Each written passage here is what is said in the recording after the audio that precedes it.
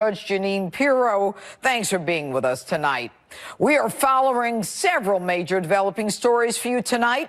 The release of the Comey transcript, the latest details in the Mueller investigation, and President Trump's announcement that his chief of staff, John Kelly, is leaving the White House.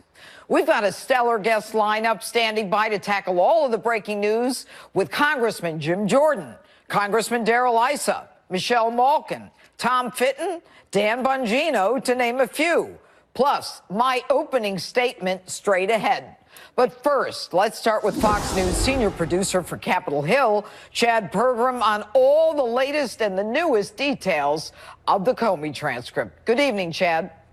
Good evening. On 245 occasions, former FBI Director James Comey told House investigators either he didn't know, didn't recall, or couldn't remember things when asked. At the end of the session yesterday, Comey said they rehashed Hillary Clinton's emails, but frankly, there was not a lot of that in the transcript. The key number to recall tonight may not be 245. 4, that's the number. Here's the most significant part of the transcript. Comey said the FBI, quote, opened investigations on 4 Americans to see if there was any connection between those Americans and the Russian interference effort. Those 4 Americans did not include the candidate. That means President Trump.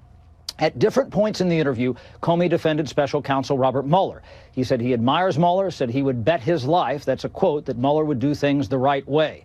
Comey says he doesn't even have Mueller's phone number and that they aren't friends. Now, there's been a lot of criticism directed at former FBI agent Peter Strzok, his text messages, and whether or not he had anti-Trump bias. Comey told House members that it was Strzok who helped him draft the October 28, 2016 memo about Hillary Clinton. The Clinton campaign says that memo is why they lost the election. So Comey says it's hard to believe that Strzok was in league with Clinton and against Trump. Comey said yesterday in the hall and behind closed doors on Capitol Hill that he had confidence in the FISA process and the warrant to surveil Carter Page. But when asked who would sign off on the investigation of a major political campaign, Comey said he didn't know. Comey also said that he felt that President Trump asked him to halt the probe during their February 2017 meeting. Comey says that's why he wrote his memorandum.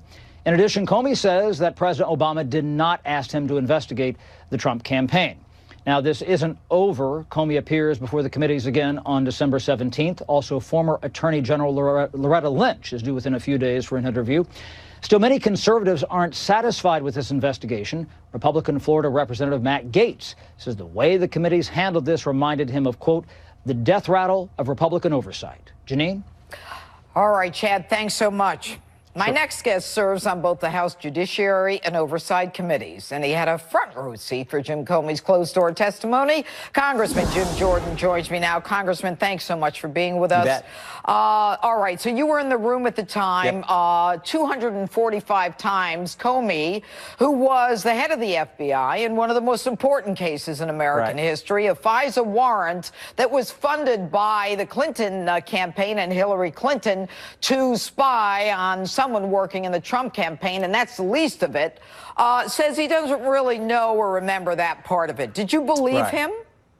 Well, you're right. 245 times he says, don't remember, don't recall, and don't know. What was most, I guess, the biggest takeaway for me was the don't know part. Specifically, he didn't know much about Christopher Steele, the guy who they used his work product, the dossier, to go get the warrant to spy on the Trump campaign. He didn't know, he never met Chris Steele. Didn't know the relationship that Christopher Steele had with Bruce Orr, specifically that Christopher Steele was passing information to Bruce Orr, who was then giving it to the FBI. Didn't know that Christopher Steele was terminated for talking to the press. Didn't know he had talked to the press. Didn't know they continued to work with Christopher Steele after he had been terminated and continued to get his information. So I was mostly struck by that. Here's the key player, the guy who put together the dossier that was the basis for getting the warrant, and you didn't know anything about him. I find that hard to believe, but those were his answers yesterday. Well, you know, clearly he and his lawyer went over all of the areas where he could possibly contradict himself from other hearings, other sworn testimony, from his book, and a number of interviews. But for a case of this significance, when he actually went to the President of the United States to talk about an unverified dossier, so from the time that he heard about it, the time that he approved the warrant in the FBI, FBI, and he had to do it. You and I both know it, at least 2, if not 3 or 4 times. Right. He goes to the president, talks about it, and never says to his staff, gee, where do we get this from? Who's this guy, Christopher Steele? You and I both know from the public information that Christopher Steele was paid by the FBI for other information. He was a confidential informant. Right. I mean, is there any way to get this guy in any kind of jeopardy for perjury and lying?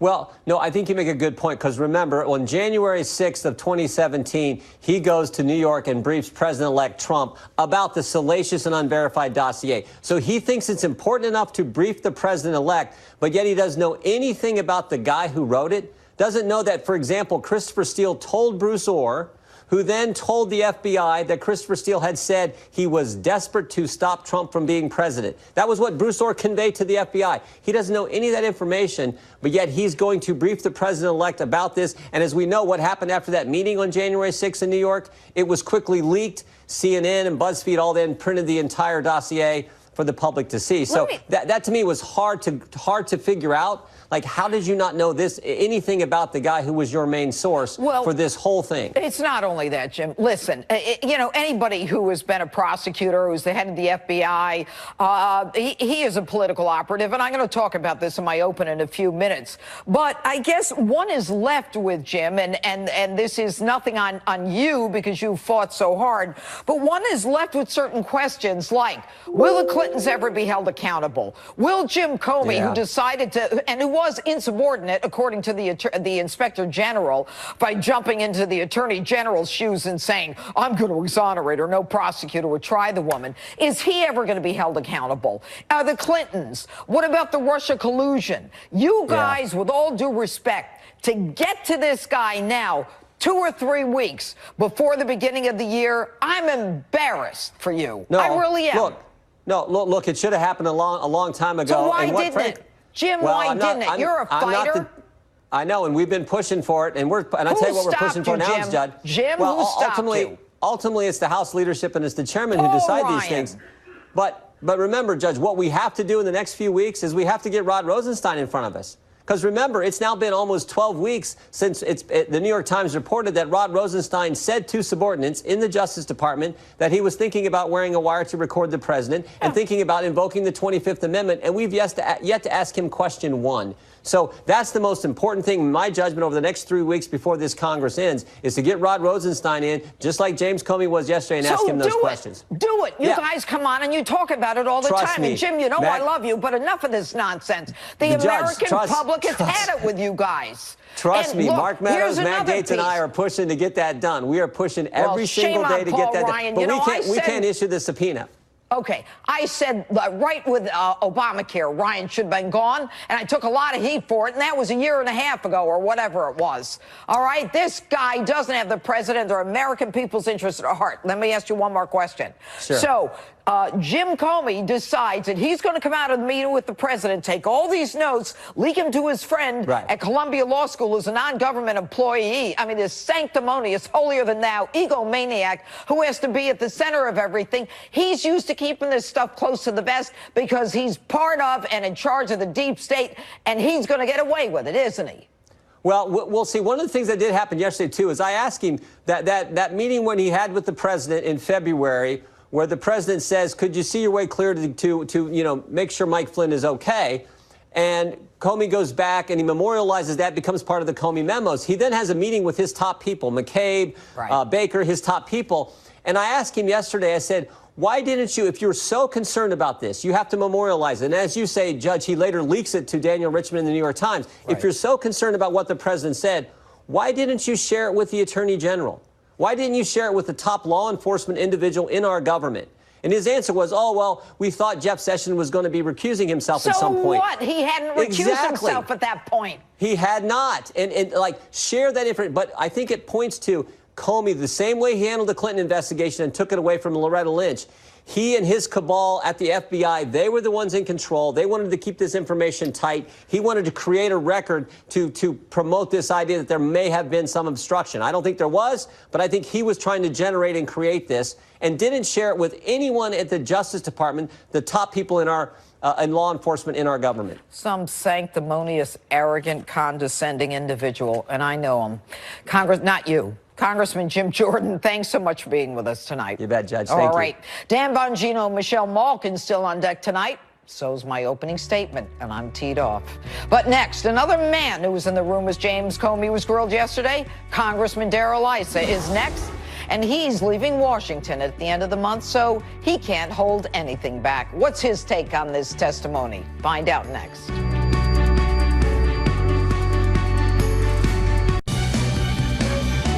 Welcome back. As we continue to follow several developing stories here on Justice, including the release of transcripts of James Comey's meeting with lawmakers yesterday and new information from Robert Mueller regarding Michael Cohen and President Trump. Congressman Darrell Issa is up in a moment, but first, better late than never, my open. It's time for the left to fold up their fantasy tents.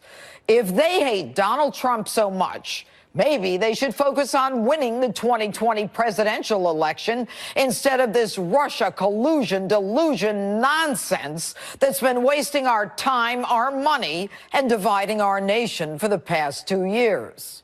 The nonstop personal vendetta against the president by Mueller and his rabid team of Trump-hating prosecutors, breathlessly reported by the Trump-hating media at every turn, is so intense that they proudly beat their leftist chests every time they issue an indictment against someone, anyone, most of whom are living in Russia and will never be brought to justice here or anywhere else for that matter, or have been indicted for events that preceded Trump, or for lying to the FBI, which we later find out wasn't even considered a lie by the FBI agents, or is so serious that one guy got a whopping 14 days in jail. Bottom line, none of the indictments the special counsel has brought has tied the president to Russia. But you wouldn't know it from these guys. A lot of paper here tonight, but the one thing that jumped out at me is the President of the United States, individual one, directed a crime. So right now we have a sitting President of the United States who committed 2 felonies while running for president. And so if history means anything in the Trump era, if precedent means anything in the Trump era, Donald Trump must be impeached because of the crimes prosecutors say he committed in the Michael Cohen case. Robert Mueller is essentially then saying, here, Congress, here's an impeachable offense, you decide. I think what this totality of today's filings show that the House is going to have little choice the way this is going other than to start impeachment proceedings. So did the president direct a felony? If Michael Cohen, who is probably one of the most flawed prosecution witnesses I've ever seen, and that's saying something, is relied upon to prove beyond a reasonable doubt that Donald Trump circumvented campaign finance laws, they might just as well be whistling Dixie up the Mississippi. Permit me. Number one, if the president directed any payment, why?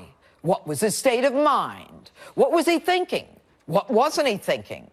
Do you really think Michael Cohen knows? Maybe he didn't want his wife to find out. Maybe he didn't want his family to find out. Maybe he was trying to prevent any tarnish on his brand. Or maybe to simply get the woman off his back. It wouldn't be the first time a high-profile person paid to get rid of a nuisance lawsuit. Now, there is a presumption of innocence in every criminal case and every criminal investigation, and never a presumption against that without evidence that acts are done for purely criminal reasons.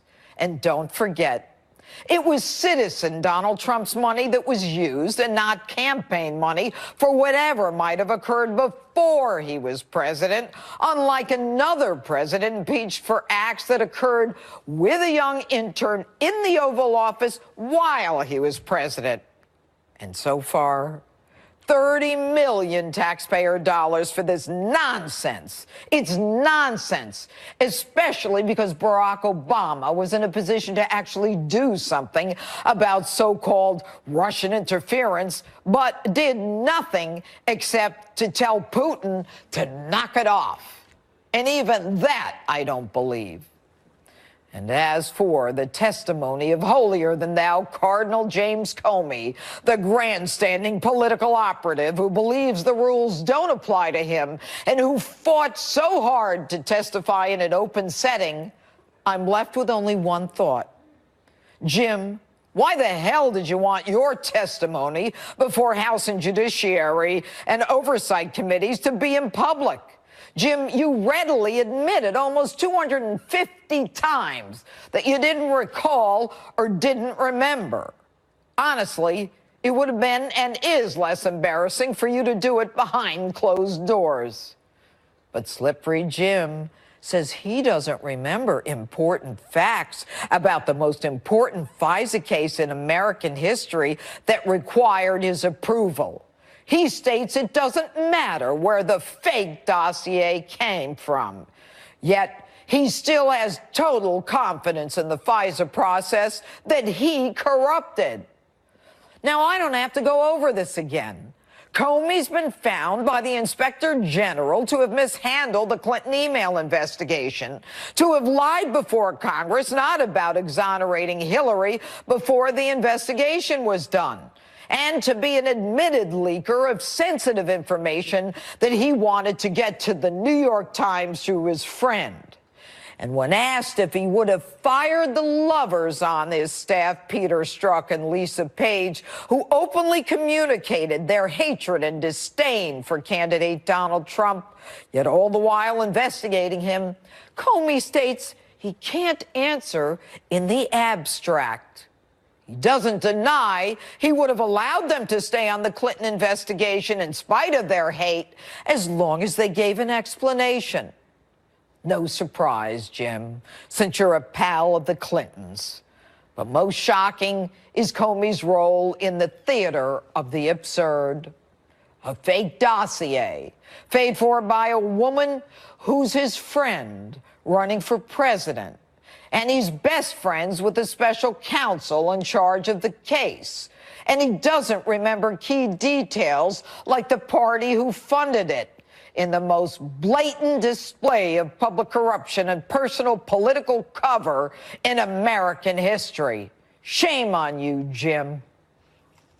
And that's my open. Tell me what you think on my Facebook and Twitter, #Judge Jeanine. Congressman Darrell Issa, who serves on both the House Judiciary and Oversight Committees, was there for Comey's testimony yesterday and joins me now. Congressman, what struck you in that room yesterday with Comey pontificating to you guys? Well, I guess unless he's got early onset of Alzheimer's, there's no way you can write two things. Either he wasn't doing his job and he just didn't pay any attention, or he just perjured himself about all the things he didn't know or didn't remember. And by the way, saying you don't remember when you do, or saying you didn't know when you do, is in fact perjury. And that's what I think is really in the long run going to be recognized about him, is that he did a lie of amnesia rather than in fact simply not telling us the truth. But you know, Congressman, as you leave Congress, you know, this is, the last few weeks that you've got. I don't know if you heard me with Congressman Jim Jordan, but I have to tell you, I am embarrassed. I am furious. I am frustrated. The American people have had it. You guys were in power, and it's not on you, because I've seen you in oversight and government reform. I've seen you go after people. What can the American people expect going forward? Will the Clintons ever pay for what they did, which was the real Russia collusion? Will we ever find out who did the unmasking of people people like Michael Flynn? Will anyone like Samantha Power and the rest of them be held accountable? What do we have to look forward to? Well, if people will recognize that some people in Congress did their job and they were thwarted often by the leadership that wanted to maintain their majority, that majority being gone now, then they won't do it again. They'll realize that standing on principle and doing the right thing may or may not cost you the majority, but playing this sort of prevent defense, to use a football term, will inevitably lead to your losing the majority without getting the job done. Jim Jordan, Mark Meadows, and others have been fighters for the last 2 years, but they've fought with some hands tied behind their back. Okay, so let's talk about Paul Ryan. I mean, how did it advantage Paul Ryan to not allow you guys to bring contempt charges, to do this earlier? I mean, was he working against the president? No, he wasn't working against the president. But again, you know, he announced that he was leaving about a year ago. So he's been a lame duck for quite a while. And quite frankly, Chairman Goodlatte, although he's a good man, I don't think he saw the reality that you have to do everything immediately because the other side is running out the clock on you. When he finally started going after Comey managed to delay this for weeks and weeks. And this is the frustration, is you have to start quickly because the FBI, the Department of Justice, institutionally knows how to slow you down. Well, you know, I got to go back to, I mean, I don't care if Paul Ryan's a lame duck, and I don't care if Goodlatte's a nice guy. Joe Blow watching this show tonight knows that you guys got to get in there and fight. You had the power, and you didn't benefit us by it. It was a game where we kept getting punched in the gut by people who were laughing at us, saying one thing and saying it didn't mean what they were saying, like Peter Strzok. Jim Comey getting out there and saying, oh, no, you know, we have to reopen this investigation, which was nonsense. The feds in the Southern District forced him to do it, and the NYPD on the Clinton email. There's so much I could go through, so much my viewers know. But I'll tell you, Judge, I'm going to, because you said I have nothing to lose, I can say what I believe. Let me tell you something that you do need to make sure your viewers understand. Jim Jordan, Mark Meadows, and a team of people who made sure that these hearings, Trey Gowdy, made sure that there were hearings 4 years ago, 3 years ago, 2 years ago, and last year, in fact, are the reason that Hillary Clinton isn't president and Donald Trump is. If Hillary Clinton had gotten away with it in front of the voters, the fact is she'd be president today. So I want to commend the people I served with who fought against leadership that always wanted to say don't make waves, fought against and made sure the American people, when they went to the polls and voted for and elected Donald Trump, understood they had a choice of a man who was going to do what he said or a woman who lied about everything she ever did. Well, Congressman Darrell Issa, I must tell you that, you know, my viewers, that I personally am sad that you're leaving. I think you've done a great job. I don't know if anybody congratulates you in the end or if you even get a watch that says congratulations. But we thank you for your service to this country. We thank you for being honest and for doing what you did. Thanks so much for being with us, Congressman. Keep fighting. Oh, no worries. All right, Tom Fitton from Judicial Watch still ahead, and next, my political panel tackles all of today's developing news. A new foil for Dan Bongino tonight. Ari Aramesh joins Dan in a moment for a spirited debate on Jim Comey, Robert Mueller, President Trump, and more. Next. He'll be leaving, but I don't know if I can say retiring, but he's a great guy. John Kelly will be leaving at the end of the year. We'll be announcing who will be taking John's place. It might be on an interim basis. I'll be announcing that over the next day or two. But John will be leaving at the end of the year. He's been with me almost 2 years now, as you know, between the two positions. So we're probably going to see him in a little while. The announcement coming amid two major developments in special counsel Robert Mueller's Russia probe. Mueller's team accusing former Trump campaign chairman Paul Manafort of lying to prosecutors about several major issues in a heavily redacted new filing. And federal prosecutors recommending substantial prison time for former Trump lawyer Michael Cohen for illegal payments allegedly directed by President Trump to two women who claimed they had had affairs with the president before he was president.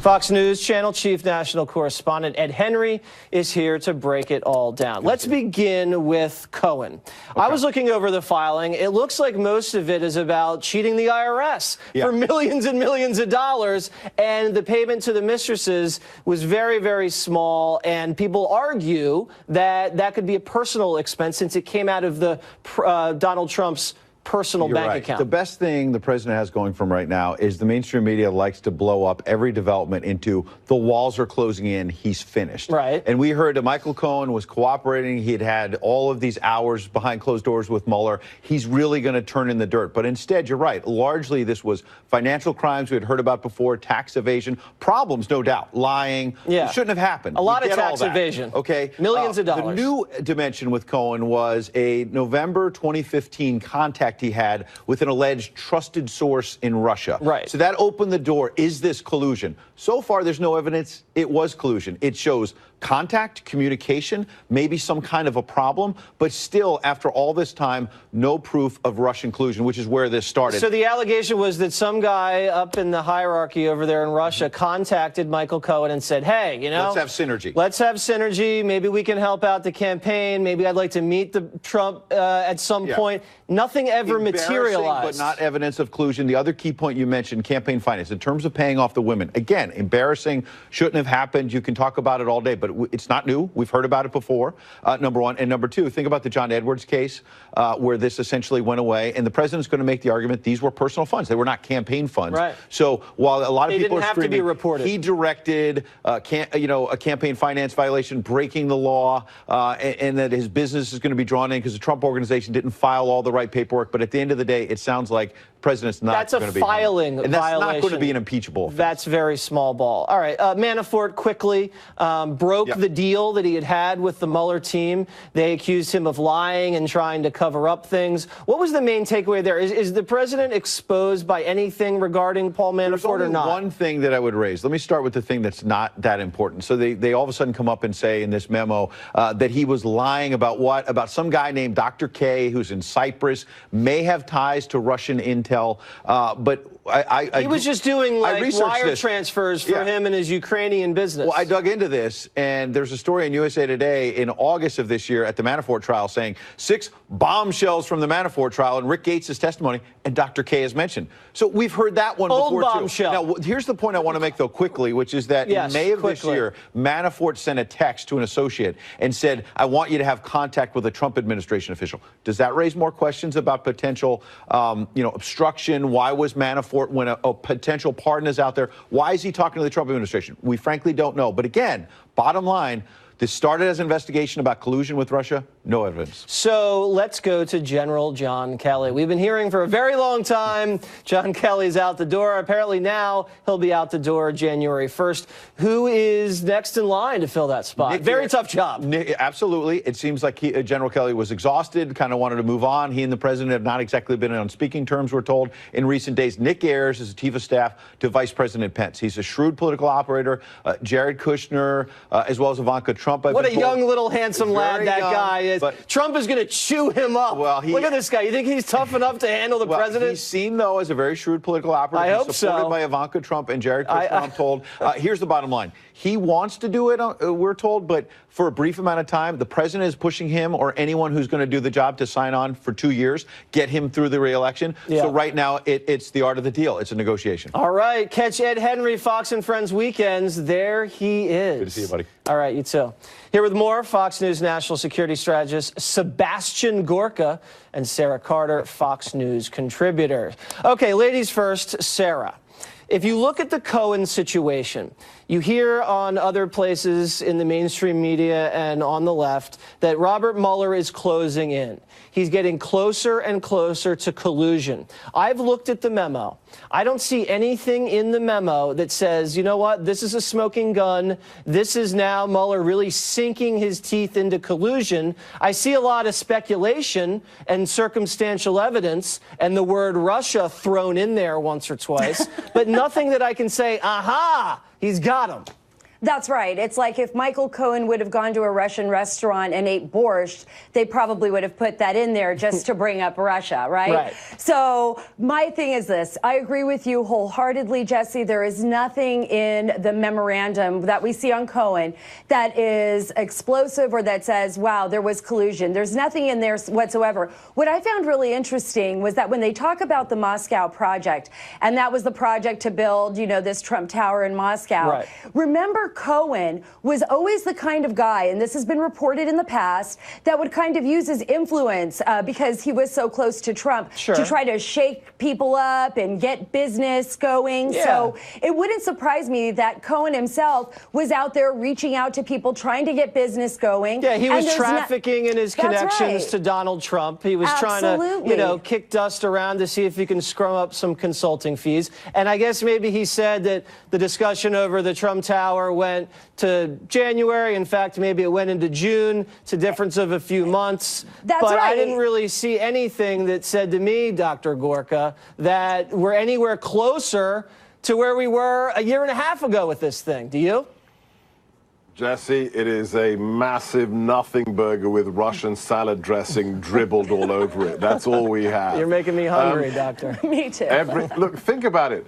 There is not one iota of evidence that connects the Trump campaign to any Russian intelligence operation to undermine the election. Not one.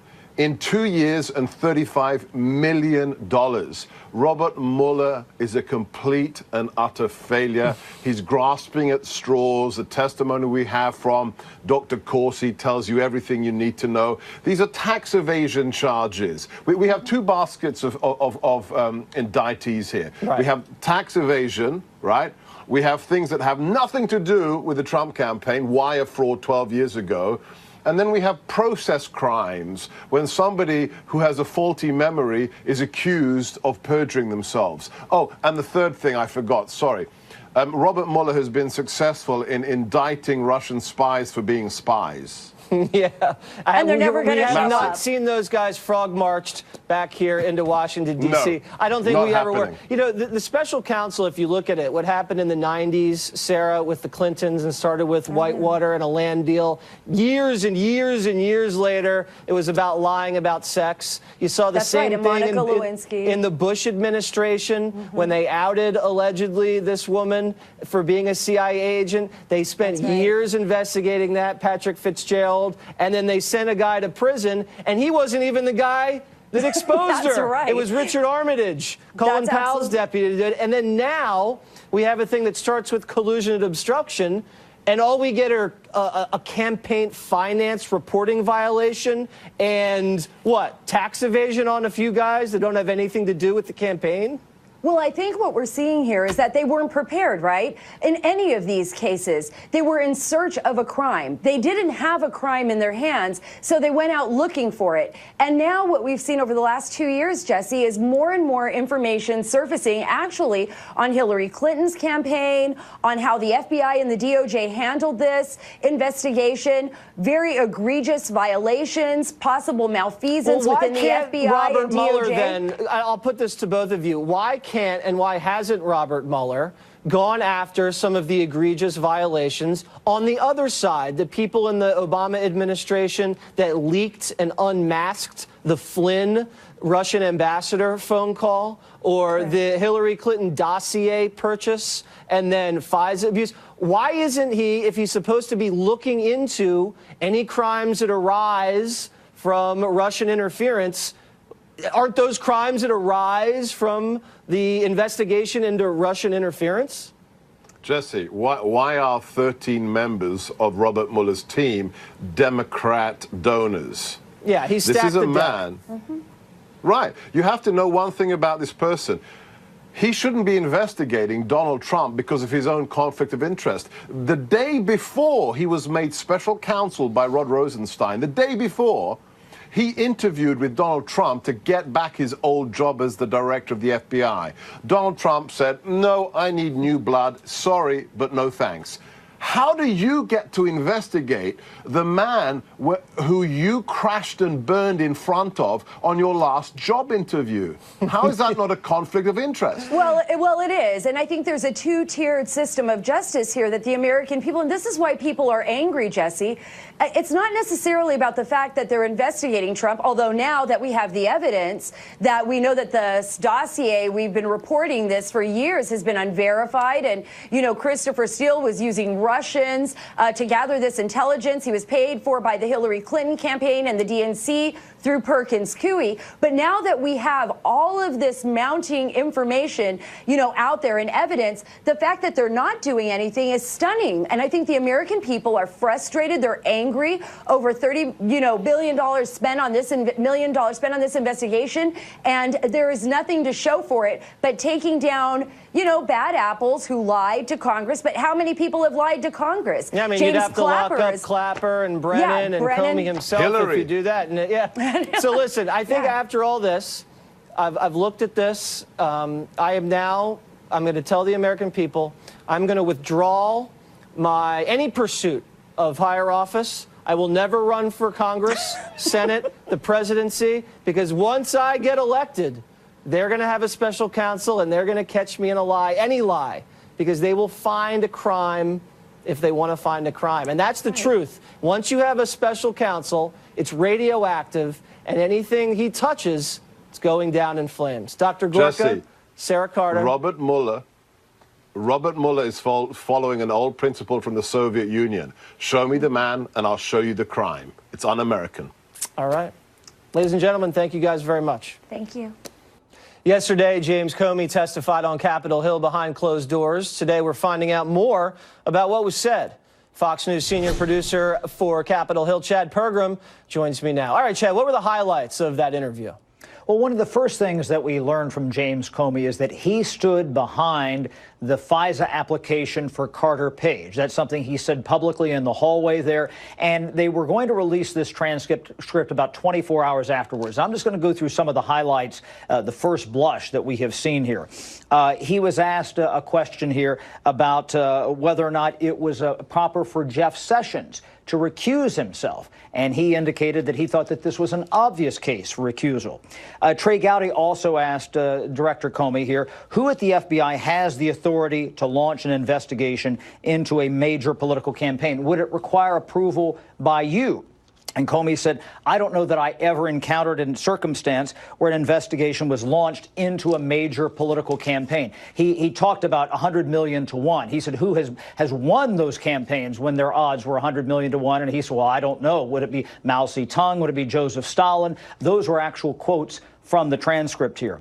At different points, Jesse, in the interview here, he applauded the Mueller probe. He said that this was an all-star team. That's the quote of prosecutors and attorneys who were put together in this. And he said, quote, I would bet my life that Bob Mueller will do things the right way. Now, this is only the first round of this. He was up there for about 6.5 hours. He's going to come back on the 17th. We expect another round of questioning from lawmakers from both sides. There were 23 members there from both sides. I looked at some of this transcript as well, and every time they ask him, did you know who paid for the Steele memo? Do you know Christopher Steele? Do you know he hated Trump? Do you know this was financed by the Democrats? Do you care? Did you look at? He seems like so wishy-washy. He's like, I don't really know. I'm not so sure who Chris Steele is. He seems so blasé over the fact that this was a politically motivated, Democrat investigation and smear job with a bunch of unverified claims that he then used to get a FISA warrant. And when Catherine Herridge asked him about that, did you have any faith in the veracity of the dossier? He said, oh, no, I had faith in the process. So I don't really know. Right, the FISA application. I know. Listen, Chad, I got to run, but good job out there. Listen. Thank you. Next, Barbra Streisand's biggest nightmare comes true on Water's World.